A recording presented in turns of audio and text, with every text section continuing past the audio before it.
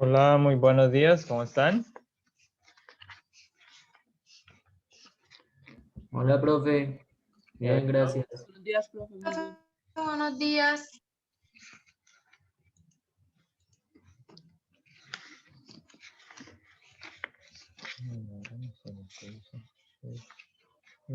Filosofía 10. Bien, Buenos días. buenos días. Voy a invitarles a inclinar su rostro, vamos a orar. Querido y amado Señor, te damos gracias en esta mañana por tus bendiciones, por tu compañía. Y queremos pedir, Señor, tu dirección sobre cada uno de los estudiantes de grado 10, que tú les bendigas, que tú les acompañes, que puedas ayudarles en el cumplimiento de sus deberes. En el nombre de Jesús, amén. Bien, jóvenes, voy a llamar a lista, por favor me contestan. Aguilar. Amaya. No hay nadie. Camargo. ¿Llamo a Maya, profesor? Yo escuché a Aguilar y una vez Camargo.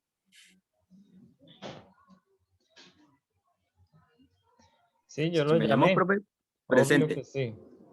Presente. Díaz Guerrero. Presente. Dueñez. Durán. Parra. Como que lo retiraron. Guerra Suárez. Presente. Martínez Ortiz. Presente. Posada Patiño. Presente. Rodríguez Suárez. Presente. Rubio Uncasia. Buenos días.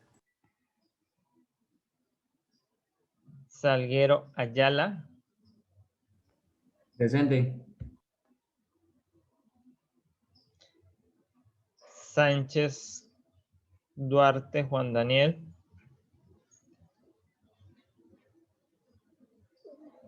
No ha entrado, profe. Sánchez Ramírez. Presente. Valle Pareja. Presente. Vidal Sánchez.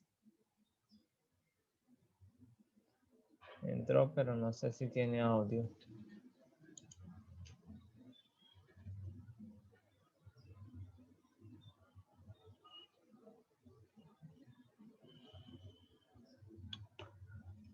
Bien.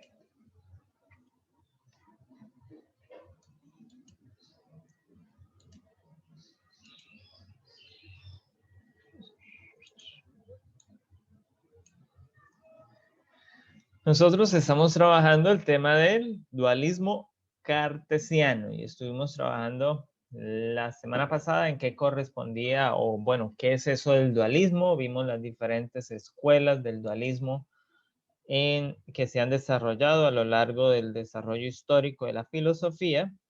Y entonces hoy hablaremos un poquito sobre lo que ya directamente la experiencia de René Descartes, su pensamiento filosófico, y entonces cómo es que él nos propone el dualismo. La vez pasada lo alcanzamos así a ver en visos, que él proponía entonces un dualismo diferente, muy a las otras escuelas, pero hoy vamos a ver las razones. Y también ya les aparece allí a ustedes esta actividad para realizar. Entonces, ahí está, para que puedan ingresar y puedan entonces realizar la actividad. Está para que la ejecuten allí. Entonces, tenemos ahí. Ahí está la instrucción y las preguntas y está el link, pues para que la vea o la descargue según usted prefiera. Si alguno tiene problemas pues con la descarga, pues aquí le dejaremos, puede pasar por acá y yo le facilito pues el archivo ahí. Entonces vamos a ir a nuestra temática de hoy, que está basada en una presentación, como dice allí, no la hemos elaborado nosotros, sino que estamos tomando una presentación que está en línea, que hemos visto que tiene los detalles completos y entonces queremos que podamos revisarla en conjunto. ¿Qué tenemos aquí? Se nos habla entonces de el racionalismo, una escuela de la filosofía, que está basada pues en la razón. René Descartes es uno de los representantes del racionalismo, de la duda metódica y de esto que estamos nosotros trabajando como el dualismo cartesiano. Entonces, hay que recordar que la filosofía moderna, tal cual la entendemos ahora, entonces inicia alrededor del siglo XVIII, cuando se consolidan las bases para lo que hoy consideramos filosofía.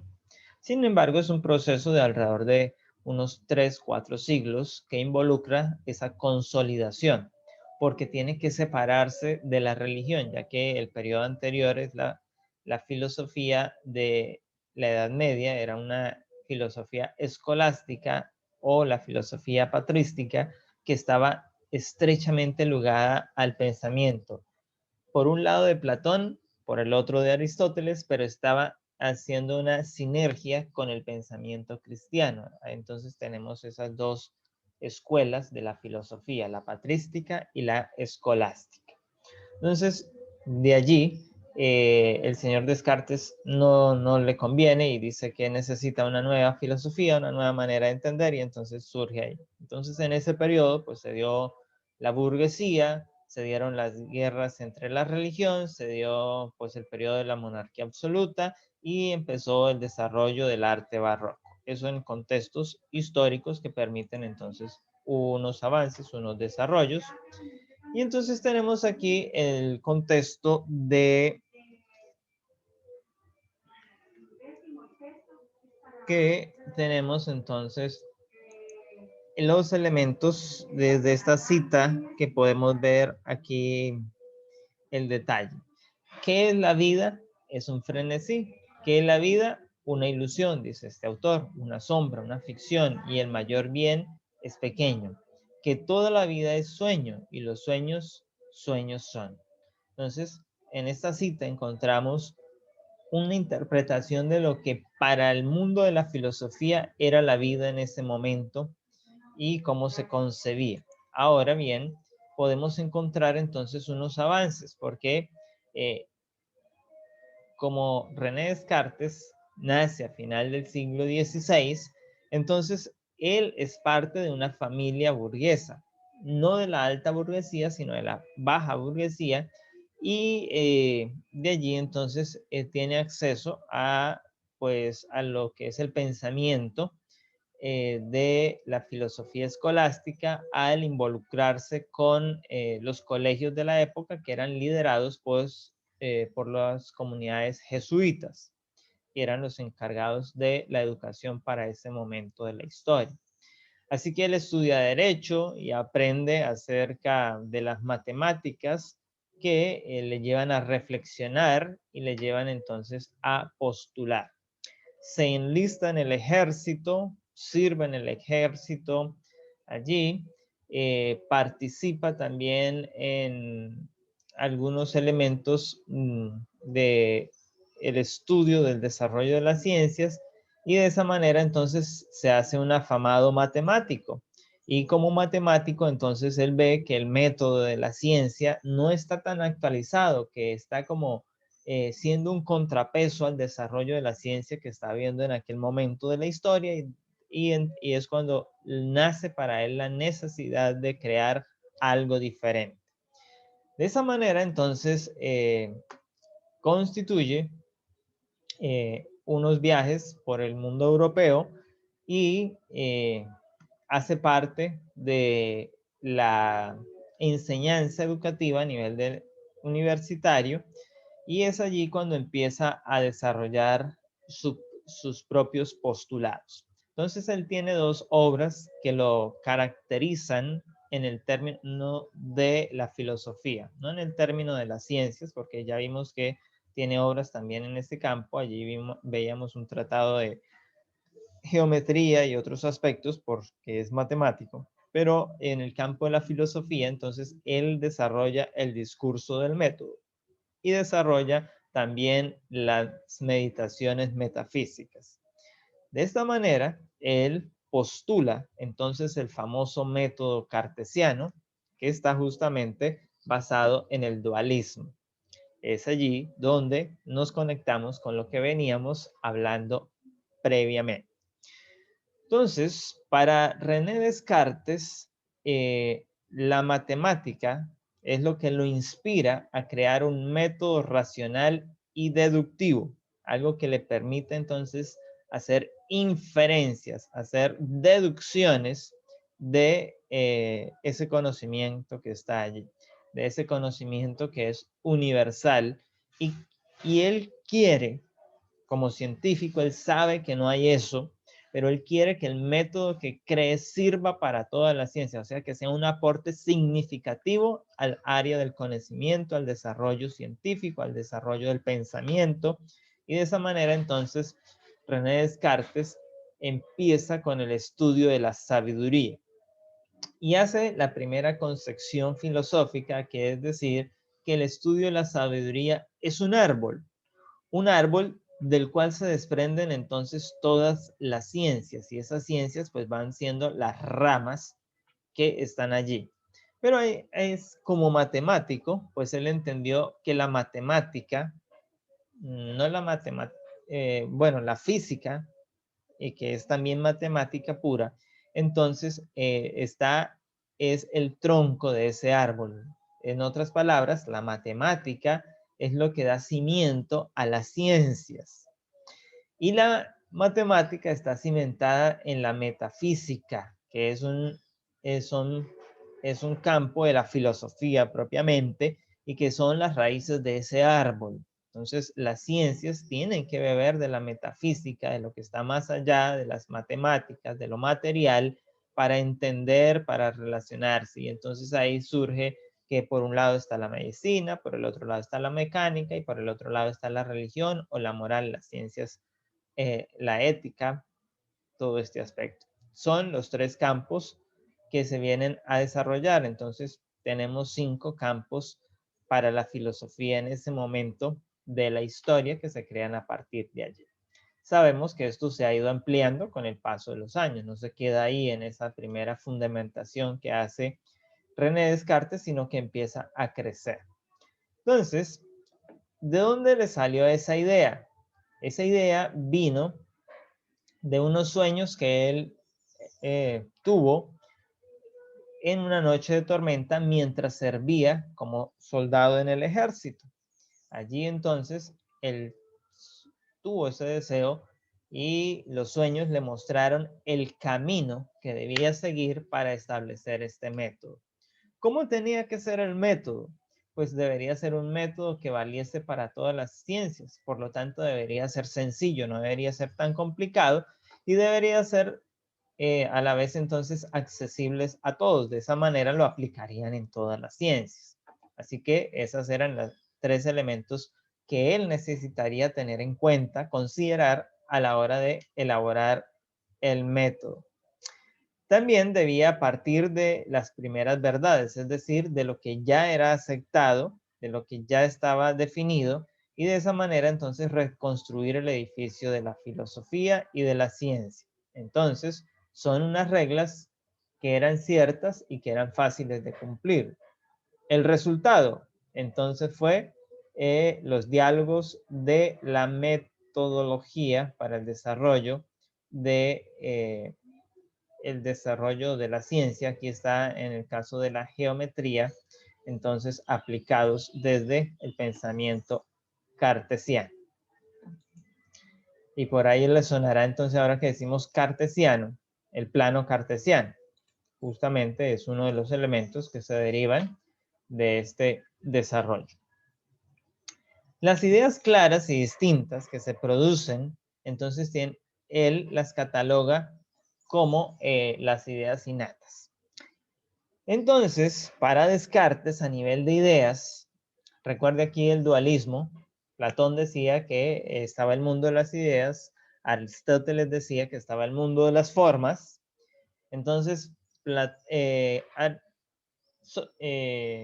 hasta René Descartes no hubo mayor cambio en eso, porque los siguientes filósofos o se basaron en Platón o se basaron en Aristóteles, pero Descartes cambia el pensamiento y dice, las ideas sí son innatas, son simples, es decir, que vienen con el individuo.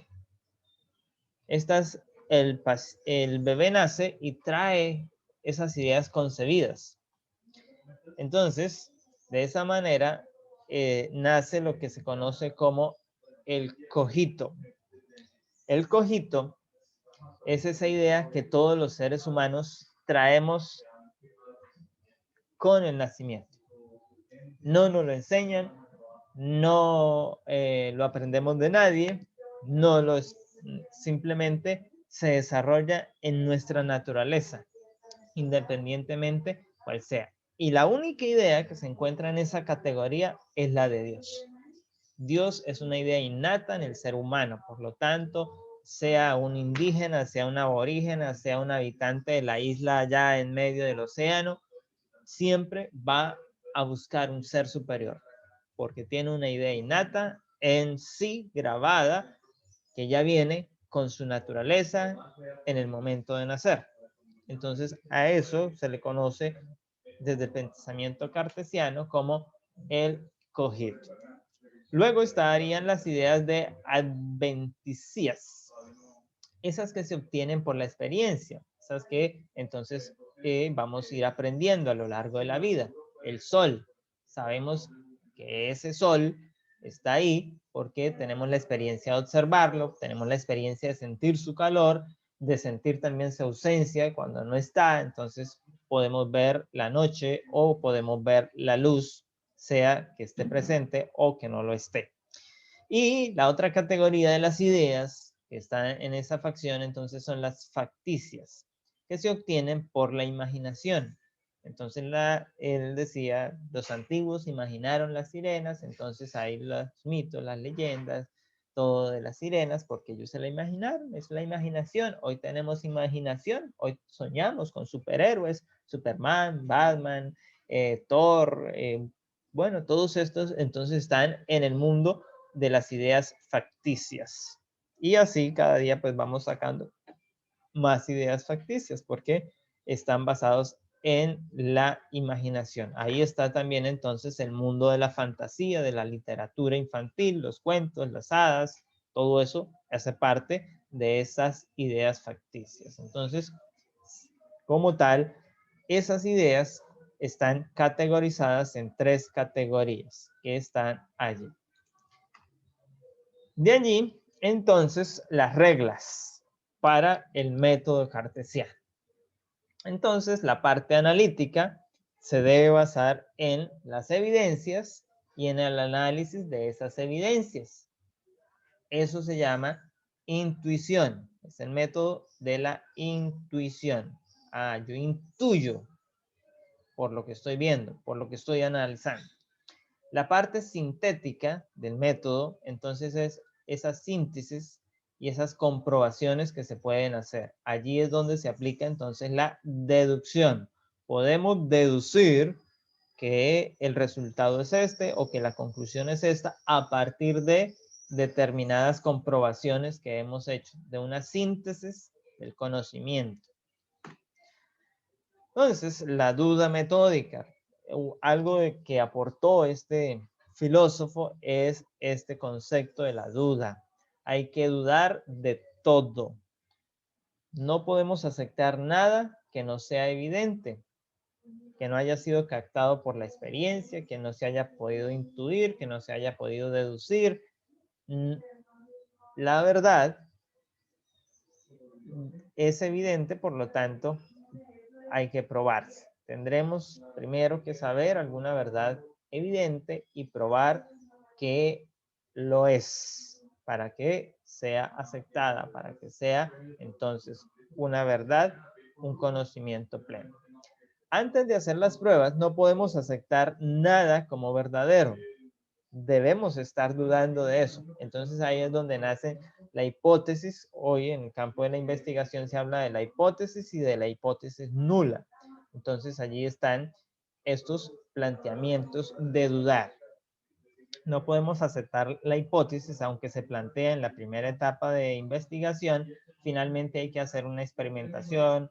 De acuerdo al método que se tome, hay que llevarla al trabajo de campo, hay que llevarla a la investigación, hay que hacer una tabulación cuantitativa de unas variables, hay que hacer unas encuestas, hay que trabajar con un grupo poblacional, hacer todo eso para entonces finalmente demostrar que la hipótesis es cierta o la hipótesis resulta nula, es decir, que no era lo que nosotros pensábamos en un comienzo. Este método entonces le permite ejercer estas razones para dudar. Hay razones intrínsecas y hay razones que permiten generar entonces eso. Veamos algunos de esos aspectos. Distintas opiniones de los filósofos, diferentes costumbres de los pueblos, entonces tienen que ser razones para dudar. Si los filósofos no opinan lo mismo, es porque hay algo que alguno debe estar equivocado y alguno estará en lo cierto, o todos están equivocados y ninguno está en lo cierto. Pero si los diferentes pueblos tienen costumbres diferentes respecto a una actividad, entonces también eso los lleva. Ahora, los sentidos y los sueños nos confunden. Lo que percibimos a través de los sentidos, dice René Descartes, no es la realidad. Simplemente son percepciones de esa realidad. Por lo tanto, no es real lo que percibimos a través de los sueños y por eso nos confunden. Los sueños también nos confunden porque la mente no hace distinción entre el sueño y la realidad. Usted despierta de un sueño y realmente tuvo las sensaciones de ese sueño. Para la mente fue tan real como una experiencia vívida a plena lucidez mental, a plena actividad cerebral. Así que entonces él dice que hay que tener esos elementos también presentes y por ende hay que dudar de. La hipótesis del genio maligno. Aquí entonces se toma algo del mundo fantasioso y es que siempre hay alguien que nos está llevando o algo que nos está impulsando para estar equivocados. Así que tenemos que tener esto presente. Entonces los sentidos nos engañan. Y aquí hay un análisis. ¿Cuál línea es más larga? ¿Cuál tiene mayor dimensión? Y si usted toma la regla y mide, pues las ve iguales. Pero pues la forma hace que el sentido de la vista nos engañe y tendamos a decir que es más larga la de arriba y que tendamos a decir que es más corta la de abajo. Pero la realidad es que las dos líneas son exactamente iguales porque están a las mismas distancias. Simplemente la ubicación de estos elementos paralelos engañan a nuestro cerebro en la percepción visual. Lo mismo ocurre entonces en el mundo real.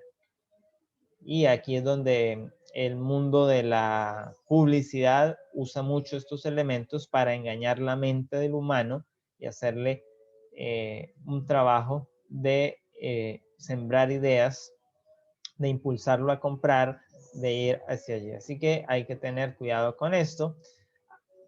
Los sueños nos despiertan. ¿Cuántas veces me ha sucedido soñar de noche que estaba en este mismo sitio, vestido, sentado junto al fuego, estando en realidad desnudo y metido en la cama? No hay indicios ciertos para distinguir el sueño de la vigilia, es decir, de estar despierto. Entonces, esos son elementos que él analizó, que él percibió y dijo, hay que tener cuidado con estos elementos porque a la verdad están interfiriendo en el proceso pensante, en el proceso de análisis, y si nos fiamos de ellos, pues vamos a ir por el camino equivocado. Entonces, algo que sí asimilaba René Descartes es el concepto de que Dios es bueno. Como Dios es bueno, no permitiría que yo totalmente viva engañado, tanto que tuviera que dudar de todo. Entonces, imaginémonos entonces la causa del engaño es un genio malo, es decir, el demonio, el astuto, burlador, poderoso, ha usado toda su industria para engañarme. Y si no quiero que me engañe, tengo que preparar mi ingenio. Y aquí entonces podemos recordar las palabras que hay en la Biblia, que nos dicen que el enemigo, Satanás, es el padre de la mentira. Jesús lo dijo. Vosotros sois hijos de vuestro padre el diablo, le dijo a los fariseos, que eran engañadores. Les estaba diciendo mentirosos en ese momento. Luego, más adelante, Pedro, en la segunda carta de Pedro, dice que el enemigo anda como león rugiente buscando a quien devorar. Por lo tanto, Apocalipsis dice, ay de los moradores de la tierra, porque ha descendido a ellos. Entonces, René Descartes tenía esos elementos presentes en su vida, porque venía de un concepto religioso, creyente, había estudiado en un colegio cristiano, como ustedes, no en un colegio adventista, en un colegio jesuita, así que había tenido todos estos elementos del cristianismo en su enseñanza y los había permeado. Y entonces él dice, ese enemigo me está jugando una mala pasada, pero no me va a ganar, porque yo tengo capacidades superiores, tengo una mente que está diseñada a imagen y semejanza del creador. Por lo tanto, si yo la preparo, mi ingenio me ayudará a superar a ese genio malo. Y así es como nace entonces la duda metódica, que es un método hiperbólica que sirve para comprobar que nuestras creencias son ciertas. No es aceptar las cosas por aceptarlas, sino demostrar que son ciertas para poder aceptarlas. Eso se hace con la razón. Entonces el cogito, la idea de Dios que todos los humanos tenemos, independientemente de si somos cristianos o no lo somos, el solo hecho de ser humanos tiene para nosotros esa idea innata de buscar un ser superior. Entonces no importa si yo crecí aquí o si fue el leer del tal allá hace tantos años en Europa o en África, todos buscaban de Dios. Y si hoy vemos las culturas, todos tienen entonces algunas manifestaciones para la adoración a ese Dios. Entonces, esto es lo que Descartes plantea para buscar la verdad clara y distinta sobre qué asentar una filosofía que reside la duda más radical de los escépticos. Hay una verdad que el genio malo, que el genio maligno no me puede ocultar. Y si estoy dudando, si estoy pensando, es que soy algo que piensa. Luego, si pienso, luego existo. De esta manera, entonces, el cogito, la idea innata, clara y distinta, la de Dios, se tiene que ser intuitiva. Es el fundamento de la filosofía racionalista. Esa primera evidencia clara y distintiva, entonces, impregna otro elemento que es el ergo sum. Ergo sum es una capacidad que está en la mente del hombre. Una idea innata se tiene en la mente sin contacto con la experiencia sensible. Sencillamente viene con la máquina que salió allí, es decir, con el ser, con el bebé. Esa idea está ahí. Todo bebé la va a desarrollar. Nadie se la enseñó, nadie se la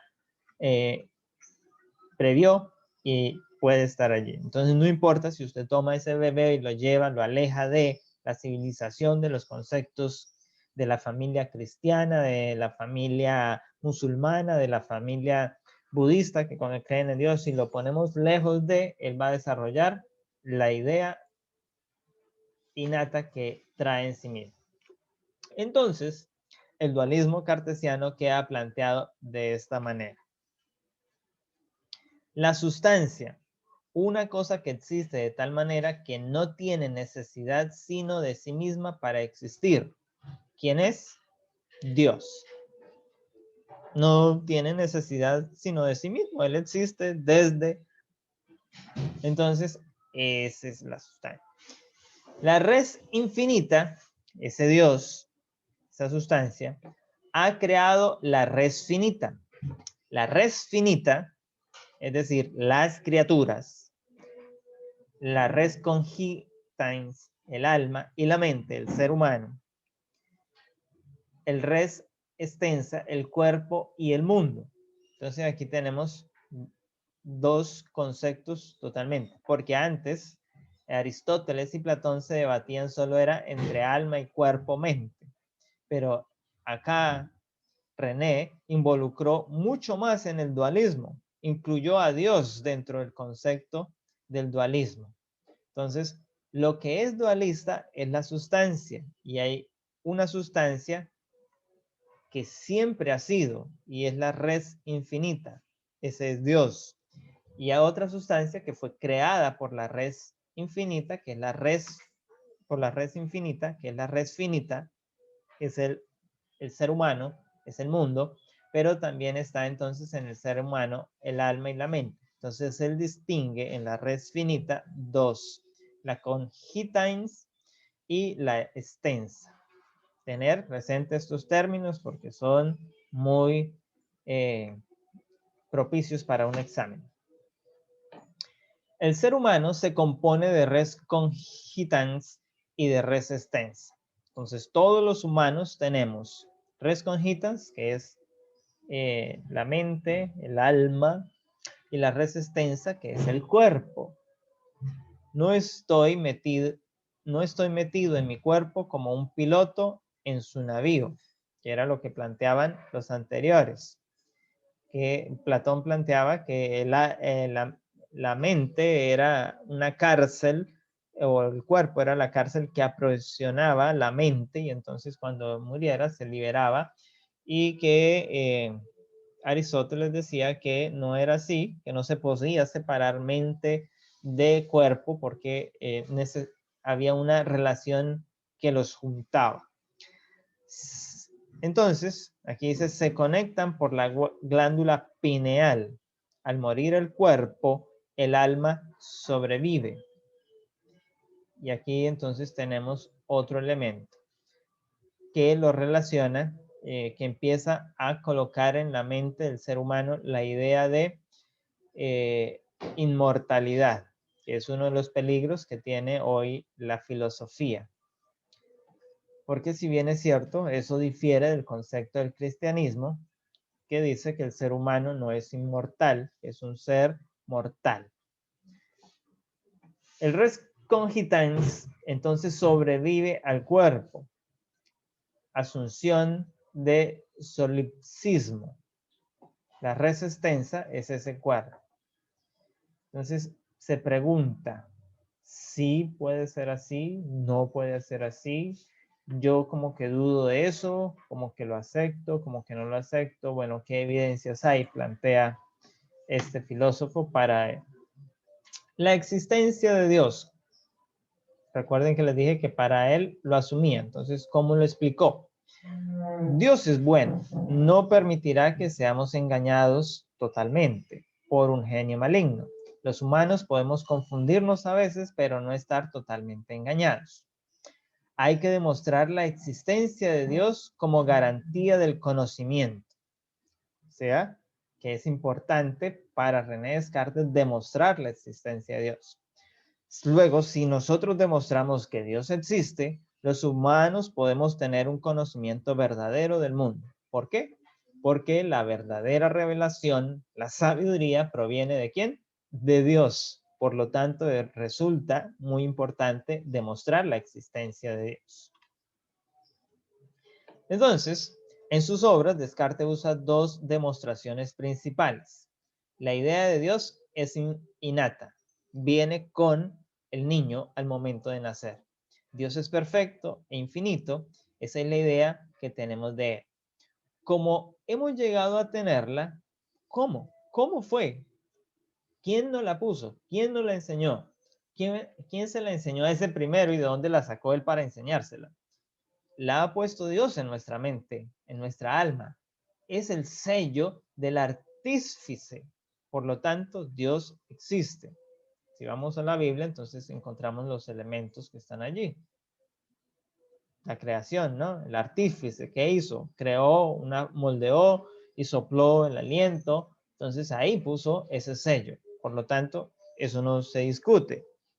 El argumento ontológico, este es uno de los argumentos que hoy se sigue usando de manera propia, científica, para demostrar la existencia de Dios. Creado por San Anselmo, uno de los miembros de la filosofía eclesiástica. Uno de los padres de la iglesia en el catolicismo, así decir.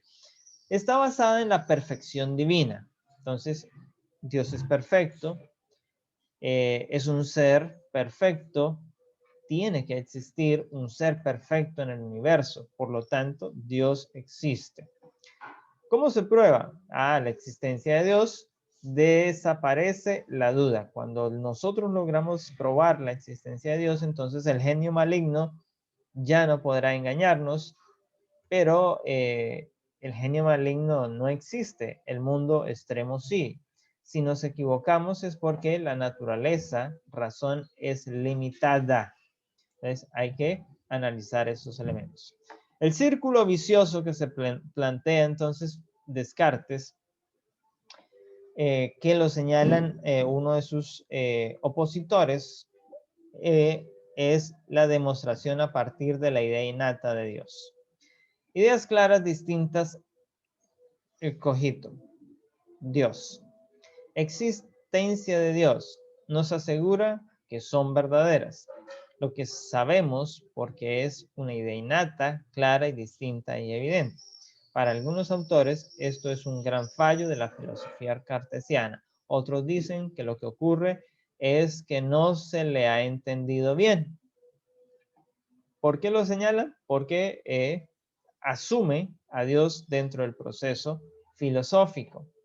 Cuando muchos otros filósofos se han separado de este concepto de Dios, han enajenado la filosofía de Dios, entonces por eso se señala a René Descartes que es uno de los grandes fallos que ha tenido su filosofía, pero sus defensores, es decir, los filósofos que están a favor de Dios, entonces defienden que es que no hemos podido comprender la filosofía de Descartes. Y el otro contexto que tiene entonces es la moral por provisión. Descartes quería crear una ciencia moral perfecta, el último grado de sabiduría, pero mientras trabajaba en ello, creó una moral como provisión para la vida. Son unas reglas o máximas para saber cómo actuar.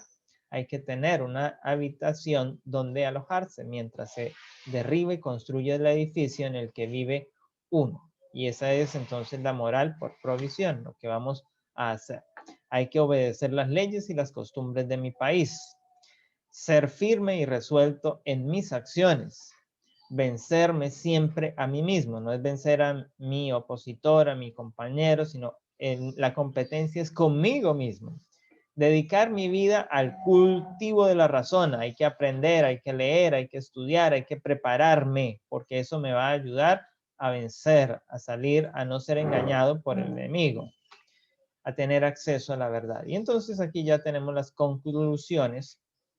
Ya les dijimos, sobresalió en la fisiología, en la óptica, la matemática, la física, y por lo tanto es un filósofo porque aportó a varios campos. Desarrolló un cuestionado método que es para elaborar la filosofía moderna, la duda metódica. Estuvo justamente a la par con estos otros filósofos de su época, con Spinoza y Leibniz, con quienes también entonces desarrollaron algunos aspectos o tomaron elementos del método cartesiano para la filosofía que ellos elaboraron. Así que estos son los elementos que tenemos para completar lo que es el estudio del dualismo.